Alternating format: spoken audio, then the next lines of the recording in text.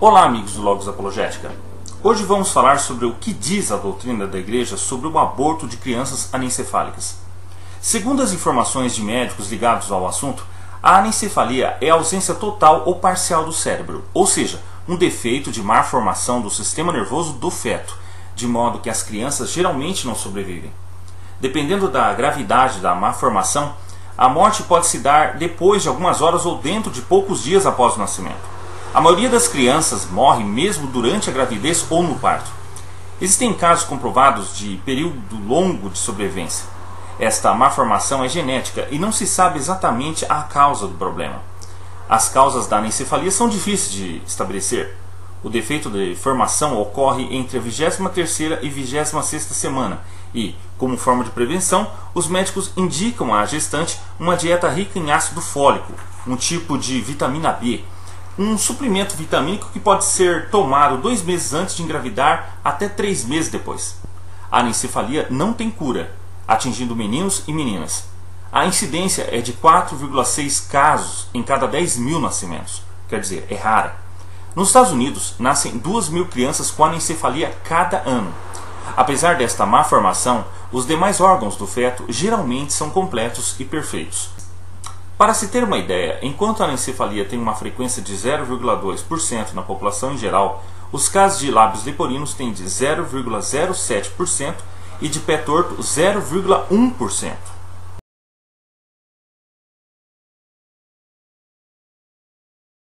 É uma má formação congênita que se caracteriza geralmente pela ausência da abóbada craniana e massa encefálica reduzida. O termo anencefalia é impróprio, uma vez que não há ausência de todo o encéfalo, como o termo sugere. O encéfalo compreende várias partes, sendo as principais o telencéfalo, que é o cérebro ou hemisférios cerebrais, o diencéfalo, do qual fazem parte o tálamo e o hipotálamo, e o tronco encefálico, ou mesencéfalo, ponte e medula oblonga. O cérebro é a parte anterior e superior da massa encefálica e ocupa a maior parte da cavidade craniana. A criança anencéfala não está em estado de morte cerebral. A chamada morte encefálica, referida pela Lei Federal nº 9434/1997, consiste na cessação total e definitiva de funções em todo o encéfalo e não apenas no cérebro. O encéfalo consta de 3 partes: cérebro, cerebelo e tronco encefálico. Somente quando cessam total e definitivamente as funções nas 3 partes do cérebro é que se pode dizer que alguém está morto. A criança anencéfala pode não possuir boa parte do cérebro, mas necessariamente ela possui o tronco encefálico. Do contrário, ela nem sequer poderia desenvolver-se e crescer. Com efeito, é o tronco encefálico que rege funções vitais, como, por exemplo, os batimentos cardíacos.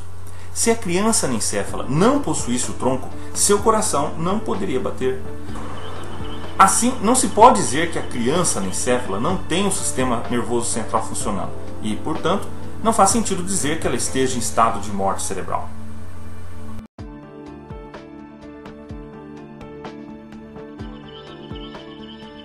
Diante do progressivo enfraquecimento nas consciências e na sociedade, da percepção da absoluta e grave illiceidade moral da eliminação direta de qualquer vida humana inocente, sobretudo no seu início e no seu termo, o magistério da Igreja intensificou as suas intervenções em defesa da sacralidade e da inviolabilidade da vida humana.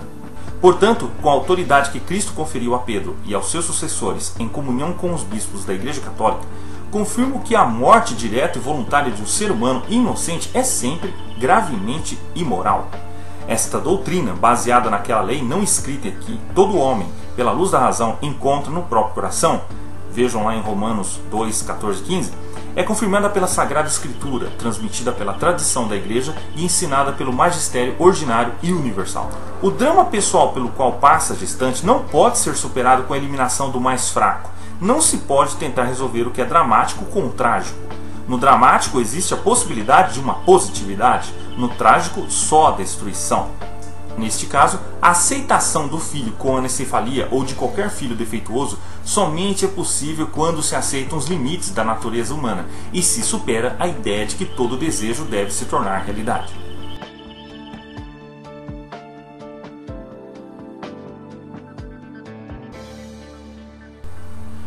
A decisão deliberada de privar um ser humano inocente de sua vida é sempre má do ponto de vista moral e nunca pode ser lícita nem como fim, nem como meio para um fim bom.